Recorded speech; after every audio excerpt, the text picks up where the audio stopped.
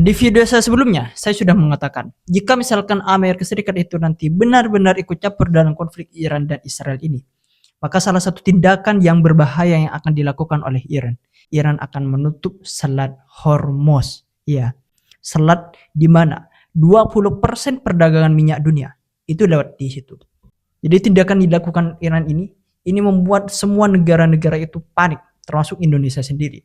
Bahkan Amerika Serikat pun kemarin itu langsung panik. Dan bahkan mereka tuh minta Cina dan Rusia diminta untuk turun tangan agar bisa menekan Iran agar Selat Hormuznya itu tidak ditutup. Well, I encourage the Chinese government in Beijing to call them about that because they heavily depend on the Straits of Hormuz for their oil.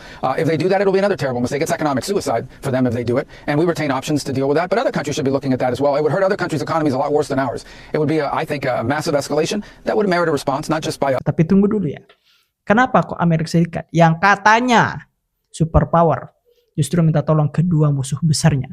Dan lebih gilanya lagi, apakah ini bukan cuma soal Iran? Apakah ini bagian dari rencana besar untuk menjatuhkan dominasi Amerika Serikat lewat perang energi global sekarang? Jadi tonton video ini sampai akhir. Karena dalam video ini kita akan bongkar semuanya strategi kotor di balik konflik ini. Siapa aktor sesungguhnya dan apa dampaknya bagi dunia nantinya dan bagi kita semua. Jangan kemana-mana, tonton video kali ini karena video ini bisa membuat kalian itu melihat peta dunia dengan cara yang berbeda.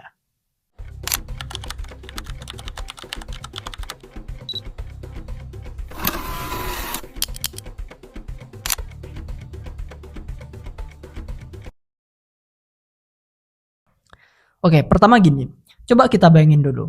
Ada satu tempat di dunia ini yang lebarnya ini tuh cuma 33 km. Tapi semua negara dan Amerika Serikat, Eropa sampai Cina, itu bisa kelimpangan kalau tempat ini ditutup. Namanya adalah Selat Hormuz ini.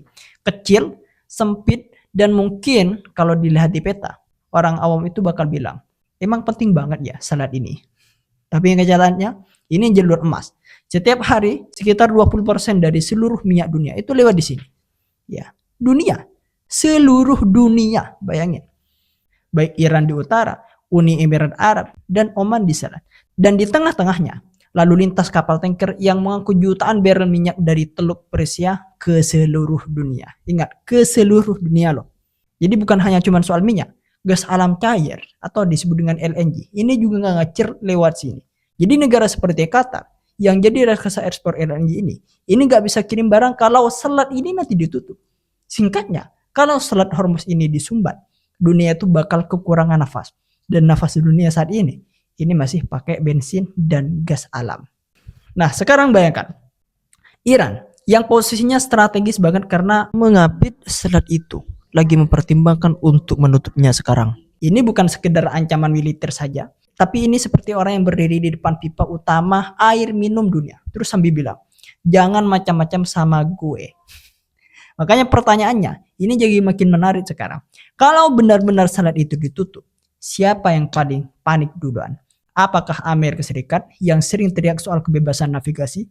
Apakah Eropa yang gak tahan kalau harga minyak naik $5 saja? Atau justru Iran sendiri yang sebagian besar ekonominya tergantung ekspor minyak via selat itu? Ingat, ini bukan cuma soal strategi militer lagi. Ini soal kontrol atas denyut nadi energi dunia. Dan ketika nadi itu terancam diputus, maka seluruh dunia itu langsung deg-degan. Karena satu hal yang pasti, kalau Selat Hormuz itu beneran ditutup, dunia gak akan lagi bicara soal inflasi, kita akan bicara soal resesi global. Nah, kemudian ini bagian yang paling bikin kita tuh angkat alis. Amerika Serikat yang katanya negara yang selalu tampil sebagai polisi dunia, tiba-tiba kok minta tolong ke dua rival utamanya, Cina dan Rusia, untuk menekan Iran agar gak tutup Selat Hormuz ini. Oke gini. Kalau kita pakai logika politik internasional ya, ini sangat aneh banget.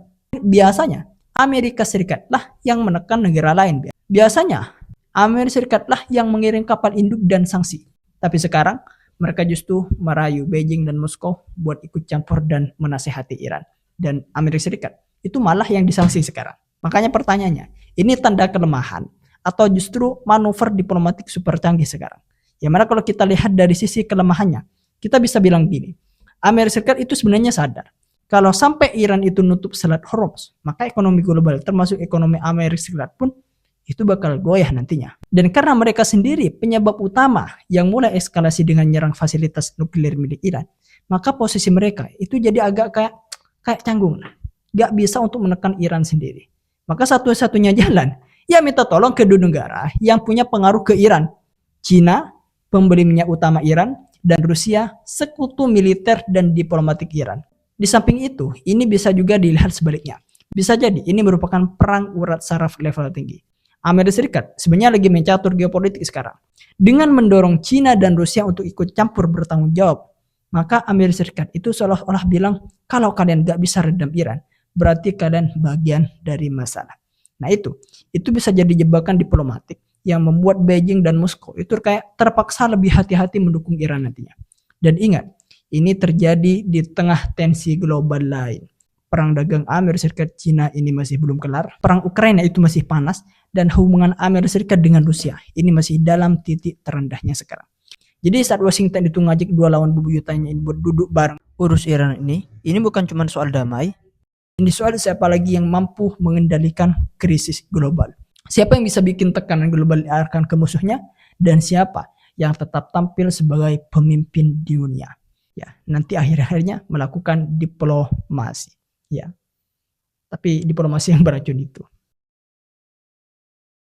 Sekarang kita balik arah pandangnya lah. Kalau tadi kita tuh lihat dari sisi Amerika Serikat yang minta tolong, sekarang kita bahas apa untungnya buat Cina dan Rusia. Mereka ditelepon Washington, diminta nasihatin Iran, tapi apakah mereka itu benar-benar mau tekan Iran? Atau justru mereka tuh malah menggoreng situasi ini demi kepentingan mereka sendiri? Kalau kita mulai dari Cina dulu. Cina itu kan merupakan salah satu pembeli minyak terbesar di Iran. Dan sebagian besar minyak Iran itu lewat Selat Hormuz ini. Jadi logikanya, kalau Selat Hormuz ini nanti ditutup, Cina yang paling rugi dong. Ya dong, betul dong. Tapi jangan lupa, Cina sekarang juga punya rencana cadangan. Mereka sedang dorong proyek jalur energi darat lewat Pakistan dan Asia Tengah. Dan mereka juga sedang eksplorasi kerjasama energi dengan Rusia yang bisa mengurangi ketergantungan pada Teluk nantinya. Artinya, Cina pasti khawatir kalau Hormuz ini ditutup. Tapi, mereka juga bisa manfaatin krisis ini buat bargain geras atau diplomasi lah dengan Amerika Serikat. Entah dalam bentuk pelonggaran tarif nantinya, pengaruh dagang, atau bahkan status geopolitik di kawasan Asia Pasifik nantinya. Dan kalau Amerika Serikat itu makin panik, Cina justru makin bisa pasang harga tinggi nantinya. Sekarang kita pindah ke Rusia. Buat Rusia, krisis di Teluk Persia ini merupakan emas. Kenapa? Karena semakin mahal harga minyak, semakin kaya Rusia nantinya. Yang mana Rusia kan merupakan eksportir energi terbesar kedua di dunia. Kalau Selat Hormuz nanti ditutup, pasokan minyak dunia itu terganggu. Harga naik gila-gilaan, Rusia tambah juga nantinya. Jadi jangan heran nih, kalau Rusia itu kayak setengah hati sekarang menanggapi permintaan Amerika Serikat di tengah kamera mereka itu bilang, kami menyuruhkan deeskalasi. Tapi di belakang, mereka bisa jadi justru mendorong Iran untuk keras kepala. Kalau tiap barel minyak yang naik 10% nantinya, maka Putin itu bisa tambah dana perang di Ukraina nantinya. Nah inilah permainan real politik tingkat tinggi. Cina mungkin akan terlibat seperti kayak mediator netral lah. Rusia mungkin ini akan tampil sebagai pengingat bahaya eskalasi. Tapi di balik layar, keduanya ini justru menikmati krisis ini. Iran jadi kartu Amerika Serikat, dan Amerika Serikat itu makin terjepit di tengah permainan geopolitik yang tak lagi bisa mereka kendalikan sepenuhnya. Sekarang kita bahas hal yang jarang disinggung oleh media barat maupun timur. Apakah Iran itu benar-benar untung kalau nekat menutup Selat Hormuz nantinya? Atau justru mereka itu sendiri yang akan paling merasakan dampaknya nantinya? Kalau kita lihat secara militer dulu, Iran memang punya kemampuan. Mereka bisa sebar ranjau laut, kerahkan kapal cepat, bahkan pasang rudal pantai ke laut di sekitar selat itu. Nah, secara geopolitik, penutupan selat ini bisa jadi ancaman serius untuk menargetkan meja negosiasi dengan Amerika Serikat. Tapi, kalau kita lihat secara ekonomi, ini bisa jadi tembakan ke kaki sendiri. Karena jangan lupa ya, Iran juga butuh Selat Hormuz. Yang mana sekitar 90% ekspor minyak Iran itu masih harus lewat jalur itu. Tapi memang benar, sebagian ekspor itu bisa dialihkan lewat darat atau pelabuhan kecil. Tapi kapasitasnya sangat terbatas. Artinya, kalau Hormuz itu ditutup total, Iran bukan cuma menekan Barat, mereka juga mencekik diri sendiri. Dan ini yang bikin situasinya jadi penuh perdebatan internal di Iran. Di satu sisi, kubu militer dan Garda Revolusi Iran, IRGC, ini mendorong langkah agresif. Kalau Amerika Serikat itu menyerang fasilitas nuklir kami, kita harus balas lewat Hormuz. Itu kata mereka. Tapi di sisi yang lain ya, para ekonomi Iran, bahkan sebagian besar pejabat sipil, ini bilang, kalau ekonomi kita anjlok, maka sanksi makin diperketat nantinya. Dan harga barang itu makin naik. Yang menderita adalah rakyat Iran sendiri. Jadi menurut saya, Iran itu sedang bermain di tepi jurang sekarang.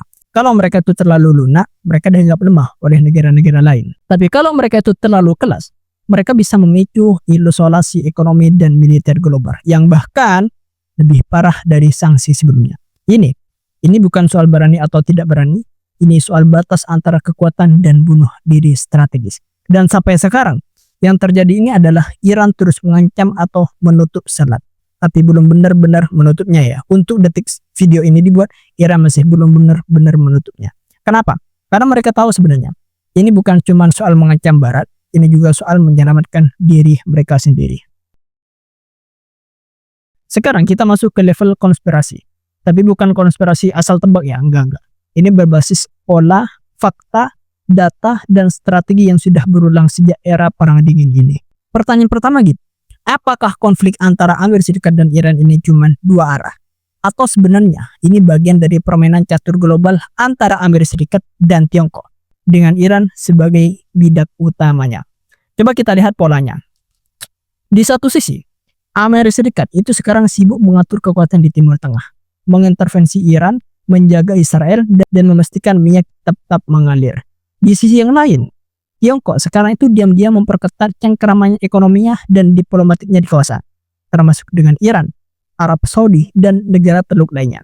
Lalu, saat krisis pecah, Selat Hormuz ini terancam ditutupkan. Kemudian apa yang akan terjadi? Harga minyak naik, Amerika Serikat panik, dan Tiongkok itu makin punya alasan untuk memperluas pengaruhnya sambil menonton rivalnya kepanasan. Bisa jadi, ini semua bukan sekedar respon spontan Iran terhadap serangan, bisa jadi ini bagian dari strategi besar Tiongkok dan Rusia untuk membuat Amerika Serikat terjebak di lebih banyak front konflik nantinya. Laut Cina Selatan, Perang Ukraina, dan di Timur Tengah. Jadi secara klasik, ini dikenal sebagai strategi overstretch. Bikin Amerika Serikat itu menguras tenaga di berbagai titik. Sampai-sampai ekonomi dan kepercayaan publiknya itu runtuh dari dalam nantinya. Dan jangan lupa, Iran itu bukan sekutu biasa bagi Tiongkok. Mereka punya perjanjian kerjasama 25 tahun yang mencakup minyak, infrastruktur, sampai militer. Dan Tiongkok bahkan diam-diam bantu pengembangan teknologi pengawasan dan jaringan internet Iran. Jadi kalau Iran itu makin nekat dan dunia makin kacau, siapa yang akan diuntungkan?